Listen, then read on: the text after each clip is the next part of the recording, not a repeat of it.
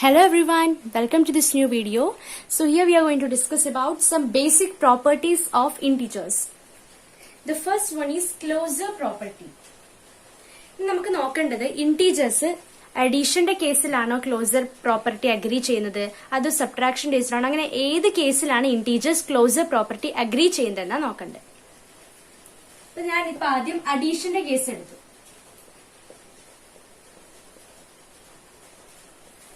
Closure property and what is closure property? In closure property, if we add two integers, the answer should also be an integer.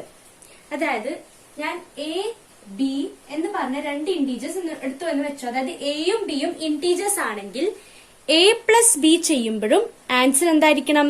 Integer ആയിരിക്കണം. അതായത് എനിക്ക് A plus B ചെയ്യുമ്പോൾ കിട്ടുന്ന answer എന്തായിരിക്കണം?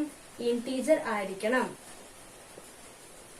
If a and b are integers, then a plus b is also equal to integer. Then we say that integers agree closure property under addition.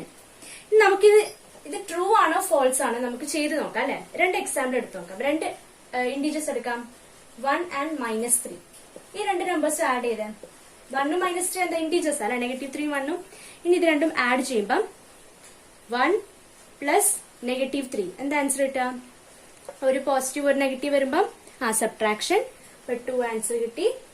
Greater number 3 ആയതുകൊണ്ട് അതിന്റെ സ്ഥാനം -2. -2 എന്താ? Integer ആണ്. അപ്പം അഡീഷനിൽ എന്താണ്? ഇന്റീജേഴ്സ് ക്ലോസർ പ്രോപ്പർട്ടി അഗ്രി ചെയ്യുന്നുണ്ട്. ഇനി വേറെ എക്സാമ്പിൾ എടുത്ത് നോക്കാം. -2 plus -5 എടുത്ത് എന്താ ആൻസർ കിട്ടുക? -7 അല്ലെ. -7 is also an integer. അപ്പം ഇന്റീജേഴ്സ് കേസിൽ എങ്ങനെ ചെയ്താലും അഡീഷൻ എന്താണ്? ക്ലോസർ പ്രോപ്പർട്ടി അഗ്രി ചെയ്യുന്നുണ്ട്. അതായത് if we add two integers, we get an integer. നമുക്ക് സബ്ട്രാക്ഷന്റെ കേസ് എടുത്ത് നോക്കാം.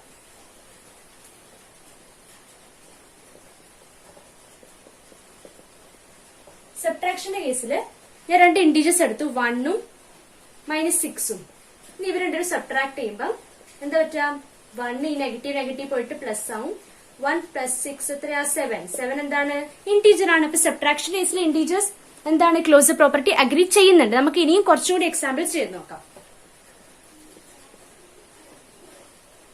-3 -4 സബ്ട്രാക്ട് ചെയ്താൽ എന്താ കിട്ടുന്നത്? -3 plus 4 equal to 1. 1 is also an integer. So in case of subtraction also, integers agree to the closure property. Next is multiplication. നിങ്ങൾക്ക് ഇത് true false എന്ന് അറിയണമെങ്കിൽ ജസ്റ്റ് ആ കേസ് വെച്ചിട്ട് എക്സാമ്പിൾ ചെയ്ത് നോക്കിയാൽ മതി. എത്ര എക്സാമ്പിൾ ചെയ്താലും നമുക്ക് സബ്ട്രാക്ഷനും അഡീഷനും ഒക്കെ എന്താണ് കിട്ടുക? ഇന്റീജേഴ്സ് ക്ലോസർ പ്രോപ്പർട്ടി അഗ്രി ചെയ്യുന്നുണ്ടെന്ന് തന്നെ കിട്ടുക. ഇനി നമുക്ക് മൾട്ടിപ്ലിക്കേഷന്റെ കേസ് എടുത്ത് നോക്കാം. മൾട്ടിപ്ലിക്കേഷനിൽ 2 -3 ഇത് രണ്ടും കൂടി മൾട്ടിപ്ലൈ ചെയ്താൽ എന്താ ആൻസർ കിട്ടുക? -6 അല്ലെ. -6 is an integer. വേറെ എക്സാമ്പിൾ എടുത്തോ. -3 and -5 എന്താ ആൻസർ കിട്ടുക? -15. -15 is also an integer. So in case of addition, subtraction and multiplication, integers agree to the closure property. ഇനി നമുക്ക് ഡിവിഷന്റെ കേസ് ഒന്ന് നോക്കിയാലോ. ഡിവിഷനിൽ എന്താ വരിക?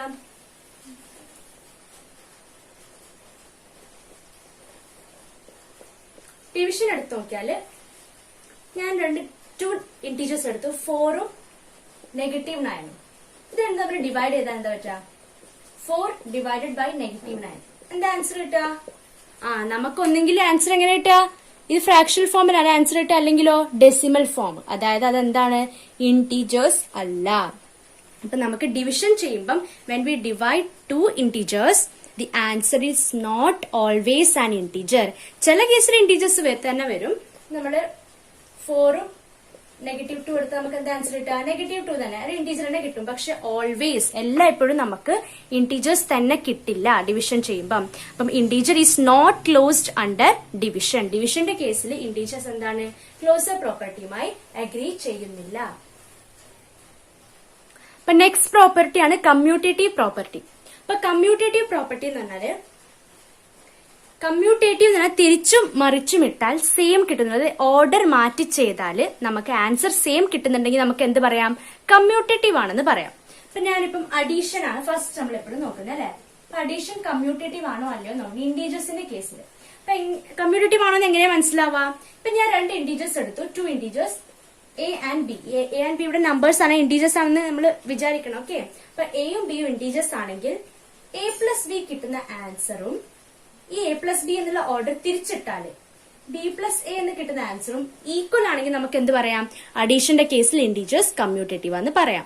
അതായത് എ പ്ലസ് ബി എന്നുള്ള ഓർഡർ, ഈ ഇവിടെ എ അല്ലേ ഫസ്റ്റ് ഉള്ളത്, നമ്മൾ എന്ത് ചെയ്യണം? ഈ ബിനെ ഫസ്റ്റ് കൊണ്ടുപോകണം. അപ്പം ബി പ്ലസ് എ പ്ലസ് ബിയും ബി പ്ലസ് എയും ഈക്വൽ ആണെങ്കിൽ അഡീഷന്റെ കേസിൽ ഇന്റീജേഴ്സ് കമ്മ്യൂട്ടേറ്റീവ് ആണ്. ഇപ്പൊ കുറെ എക്സാമ്പിൾസ് എടുത്ത് നമുക്ക് ചെയ്ത് നോക്കാം. -1 plus -3, what is the answer? -4 അല്ലേ? ഇനി ഓർഡർ ഒന്ന് മാറ്റി നോക്കിയേ. -3 ആദ്യം എഴുതി നോക്കിയേ. -3 പ്ലസ് -1 എന്താ ആൻസർ? -4 തന്നെ അല്ലേ? നമ്മളിപ്പോ ഓർഡർ മാറ്റിയിട്ട് എന്താ നമുക്ക് സെയിം ആൻസർ അല്ലേ കിട്ടുന്നേ? അതായത് -1 plus -3 is equal to -3 plus -1. അപ്പൊ എന്താണ്? കമ്മ്യൂട്ടേറ്റീവ് ആണ് അല്ലേ? അപ്പൊ നമുക്ക് ഇനിയും എക്സാമ്പിൾ ചെയ്ത് നോക്കാം. -5 പ്ലസ് 6 എന്താ ആൻസർ കിട്ടുക? 1 അല്ലേ? 1 അല്ലേ കിട്ടുന്നത്? അപ്പൊ എ പ്ലസ് ബി ആണ് ഇത് 1 കിട്ടിയത്. ഇനി അടുത്ത് ഇത് ഓർഡർ മാറ്റി നോക്കുക. അതായത് കമ്മ്യൂട്ടേറ്റീവ് ആണ് നോക്കിയിട്ട് നമ്മൾ എന്ത് ചെയ്യണം? ബിനെ ആദ്യം എടുത്തത്. ബി എന്താ? 6 ആണ് അല്ലേ? 6 പ്ലസ് -5 എന്താ ആൻസർ? 1. ഇത് രണ്ട് സെയിം അല്ലേ? അപ്പൊ എന്താണ്? -5 plus 6 is equal to 6 plus -5. അതായത് അഡീഷന്റെ കേസിൽ ഇന്റീജേഴ്സ് കമ്മ്യൂട്ടേറ്റീവ് ആണ്. കമ്മ്യൂട്ടേറ്റീവ് പ്രോപ്പർട്ടിയുമായി ഇന്റീജേഴ്സ് അഡീഷന്റെ കേസിൽ എന്ത് ചെയ്യുന്നുണ്ട്? അഗ്രി ചെയ്യുന്നുണ്ട്. ഇനി നമുക്ക് സബ്ട്രാക്ഷന്റെ കേസ് എടുത്ത് നോക്കാം. നമുക്കിപ്പോ കമ്മ്യൂട്ടേറ്റീവ് ആണോ അല്ലയെന്ന് അറിയാൻ വേണ്ടിട്ട് കുറെ എക്സാമ്പിൾസ് ചെയ്ത് നോക്കിയാൽ മതി. സബ്ട്രാക്ഷന്റെ കേസിൽ രണ്ട് ഇന്റീജേഴ്സ് 2 ആൻഡ് -3. 2 -3 രണ്ട് ഇന്റീജേഴ്സ് അല്ലേ? ഇവരെ സബ്ട്രാക്ട് ചെയ്യണം അല്ലേ? നമുക്ക് എന്താ കിട്ടും ഇവിടെ? 2 -, പോയി പ്ലസ് 2 പ്ലസ് 3 5 എന്ന് കിട്ടി. ഇവിടെ എന്താ നമുക്ക് ശരിക്കും പ്രൂവ് ചെയ്യേണ്ടത്? കമ്മ്യൂട്ടേറ്റീവ് ആണെന്നെങ്കിൽ A minus B is equal to B minus A എന്താണ് നോക്കേണ്ടത്. ആണോ അല്ലയോ നമുക്ക് ചെക്ക് ചെയ്യണം. ഇങ്ങനെയാണെങ്കിൽ, ഇങ്ങനെ ഈക്വൽ ടു ഫോമിലാണെങ്കിൽ എന്താണ്? Commutative ആണെന്നാ meaning. 2 മൈനസ് -3 എന്താ? 5 കിട്ടിയത്. ഇനി ഈ ഓർഡർ ഒന്ന് മാറ്റി നോക്ക്. -3 -3 ആദ്യം എഴുതി നോക്ക്. -3 മൈനസ് 2 അപ്പൊ എന്താ ആൻസർ കിട്ടുക? എന്താ ആൻസർ? -5 ആണല്ലേ ആൻസർ. അപ്പം സെയിം ആണോ ഇവര്? 5 -5 സെയിം ആണോ? അല്ല. നമ്പർ സെയിം ആണെങ്കിലും വാല്യൂ ഒന്നല്ല, വളരെ വ്യത്യാസം ഉണ്ടല്ലേ വാല്യൂല്. 5 എന്ന് പറഞ്ഞാൽ നമ്മുടെ നമ്പർ ലൈൻ എവിടെ വരുന്ന? ഈ റൈറ്റ് സൈഡിൽ വരുന്നത് അല്ലെ? -5 എത്രയോ വലുതാണ് 5. അപ്പൊ ഇവർ രണ്ടുപേരും ഒരിക്കലും ഈക്വൽ അല്ല. അപ്പം a minus B 2 minus -3 is not equal to -3 minus 2. അതായത് സബ്ട്രാക്ഷന്റെ കേസ് കമ്മ്യൂട്ടേറ്റീവ് അല്ല. സബ്ട്രാക്ഷന്റെ കേസിൽ ഇന്റീജേഴ്സ് എന്തല്ല? കമ്മ്യൂട്ടേറ്റീവ് അല്ല. നിങ്ങൾക്ക് ഇപ്പൊ വിശ്വാസം ഒന്നിലും അടുത്ത വേറെ ഏത് എക്സാമ്പിൾ എടുത്ത് നോക്കിയാലും ഇങ്ങനെ തന്നെ വരുള്ളൂ. സബ്ട്രാക്ഷൻ കേസിൽ -1 മൈനസ് -2 എന്താ ആൻസർ കിട്ടാം? -1 പ്ലസ് 2 ഇസ് ഈക്വൽ ടു 1 അല്ലെ? ഇനി -2 ആദ്യം എഴുതി നോക്കാം. -2 മൈനസ് -1 എന്താ ആൻസർ കിട്ടാം? -2 പ്ലസ് 1 അതായത് -1. അതായത് -1 ആണോ വലുത് 1 ആണോ? പോസിറ്റീവ് 1 തന്നെയല്ലേ വലുത്. അപ്പൊ ഒരിക്കലും സബ്ട്രാക്ഷന്റെ കേസിൽ ഇന്റീജേഴ്സ് എന്തല്ല? കമ്മ്യൂട്ടേറ്റീവ് അല്ല. ഈ മൾട്ടിപ്ലിക്കേഷൻ കേസ് എടുത്ത് നോക്കാം. മൾട്ടിപ്ലിക്കേഷൻ കേസിൽ എങ്ങനെയാ കമ്മ്യൂട്ടേറ്റീവ് നോക്കുന്നേ? എ ഇൻറ്റു ബി തന്നെയാണോ ബി ഇൻറ്റു എ എന്നാണ് നോക്കേണ്ടത്. എ ഇൻറ്റു ബിയും ബി ഇൻറ്റു എയും സെയിം ആണോ എന്ന് നോക്കണം. എയും ബിയും രണ്ട് ഇന്റീജേഴ്സ് ആണ്. ഇപ്പൊ ഞാനിവിടെ രണ്ട് ഇന്റീജേഴ്സ് എടുക്കാം. -2 ആൻഡ് 3. -2 മൾട്ടിപ്ലൈഡ് ബൈ 3 എത്രയാണ്? -6 അല്ലേ? ഈ ഓർഡർ ഒന്ന് മാറ്റി നോക്കിയേ. 3 ഇൻറ്റു -2 എത്രയാ വരിക? -6 തന്നെ.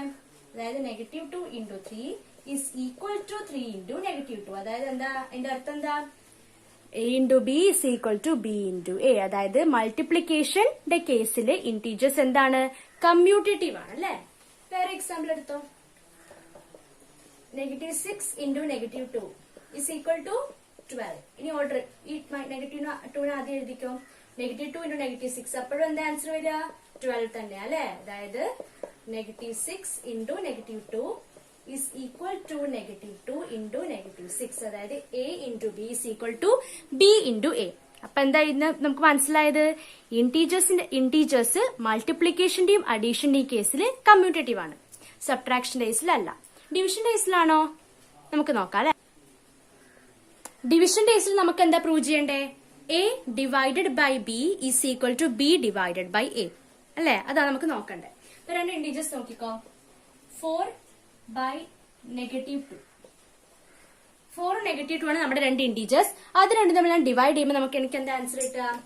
-2 അല്ലെ ആൻസർ കിട്ടുന്നത്. ഇനി ഞാൻ ഈ ഓർഡർ ഒന്ന് മാറ്റി നോക്കുക. ഇതല്ലേ ബി, ഇവിടുത്തെ എ, ഇത് ബി അല്ലെ. അപ്പൊ ആ ബിനെ മുകളിൽ കൊണ്ടുപോയിക്കാം. -2/4 പോസിബിൾ ആണോ ഇങ്ങനെ ചെയ്യാൻ? ചെറിയ നമ്പറിനെ വലിയ നമ്പർ കൊണ്ട് ഡിവൈഡ് ചെയ്യാൻ പറ്റുമോ? ഒരിക്കലും പറ്റില്ല അല്ലെ. അപ്പൊ എന്താണ് നമുക്ക് സെയിം ആൻസർ ആണോ കിട്ടുക? അല്ല. ഇത് 4/-2 ഈസ് നോട്ട് ഈക്വൽ ടു -2/4. നമുക്ക് സെയിം ആൻസർ അല്ല ഡിവിഷന്റെ കേസിൽ കിട്ടുക. അതായത് a/b is not equal to b/a. So integers is not commutative in case of division. അപ്പം അഡീഷന്റെയും മൾട്ടിപ്ലിക്കേഷന്റെയും കേസിൽ ഇന്റീജേഴ്സ് കമ്മ്യൂട്ടേറ്റീവ് ആണ്. സബ്ട്രാക്ഷന്റെയും ഡിവിഷന്റെയും കേസിൽ ഇന്റീജേഴ്സ് എന്തല്ല? കമ്മ്യൂട്ടേറ്റീവ് അല്ല. അടുത്ത നമ്മുടെ ഒരു പ്രോപ്പർട്ടി, വേറൊരു പ്രോപ്പർട്ടിനെ കുറിച്ചാണ് പഠിക്കാൻ പോകുന്നത്. അതാണ് ഡിസ്ട്രിബ്യൂട്ടീവ് പ്രോപ്പർട്ടി. ഡിസ്ട്രിബ്യൂട്ടീവ് പ്രോപ്പർട്ടി എന്ന് പറഞ്ഞാല് ഒരു എക്സാമ്പിൾ കൊണ്ട് മനസ്സിലാക്കാം. ഞാൻ 5 ഉണ്ട്, പിന്നെ ഉണ്ട് 4+3. ഈ 4+3 കൊണ്ട് ഞാൻ ഈ 5 മൾട്ടിപ്ലൈ ചെയ്യുവാണ്. 4+3 കൊണ്ട് ഞാൻ എന്ത് ചെയ്യാം? 5 മൾട്ടിപ്ലൈ ചെയ്യാം. അപ്പൊ ഇത് എങ്ങനെയാ മൾട്ടിപ്ലൈ ചെയ്യാം? നോർമലി എന്താ ചെയ്യാം? നമ്മള് ഈ 5 വെച്ചിട്ട് 4+3 മൾട്ടിപ്ലൈ ചെയ്ത് ആഡ് ചെയ്തതിന് ശേഷം 4+3 എന്താ? 7. എന്നിട്ട് ആൻസർ കണ്ടുപിടിക്കും അല്ലെ. പക്ഷെ ഡിസ്ട്രിബ്യൂട്ടീവ് ഇത് നമുക്ക് സിംപ്ലി നമുക്ക് ക്വസ്റ്റ്യൻ തന്നെ നമുക്ക് ഇങ്ങനെ ചെയ്യാം. പക്ഷെ സോൾവ് യൂസിങ് ഡിസ്ട്രിബ്യൂട്ടീവ് പ്രോപ്പർട്ടി എന്ന് പറഞ്ഞാൽ ഡിസ്ട്രിബ്യൂട്ടീവ് പ്രോപ്പർട്ടി യൂസ് ചെയ്തിട്ട് സോൾവ് ചെയ്യണം എന്നാണ് നമ്മൾ എങ്ങനെ ചെയ്യാം? അതെങ്ങനെയാണ് ചെയ്യാൻ നോക്കിക്കോ. ഈ 5ന്റെ ഈ ബ്രാക്കറ്റിനകത്തുള്ള രണ്ട് നമ്പേഴ്സ് ആണ് 4ഉം 3ഉം. അപ്പൊ ഈ ബ്രാക്കറ്റിന് പുറത്തുള്ള നമ്പറായ 5നെ കൊണ്ട് ഇവർ രണ്ടുപേരെയും മൾട്ടിപ്ലൈ ചെയ്യണം. അതായത് ഈ 5നെ ഇവർ രണ്ടുപേരും കൊണ്ട് മൾട്ടിപ്ലൈ ചെയ്യണം. അപ്പൊ എന്താണ്? 5 × 4. 4ൽ ആദ്യത്തെ നമ്പർ, ബ്രാക്കറ്റിൽ ആദ്യത്തെ നമ്പറുമായി 5നെ ഇൻറ്റു ചെയ്യുക. അത് കഴിഞ്ഞിട്ട് ഇവിടെയുള്ള സൈൻ എന്താ? Plus sign. പ്ലസ് 5 × സെക്കൻഡ് നമ്പറിനെ മൾട്ടിപ്ലൈ ചെയ്യുക. എന്താ കിട്ടാ? 20 + 15. എന്താ ആൻസർ? സെയിം ആൻസർ ആണ്.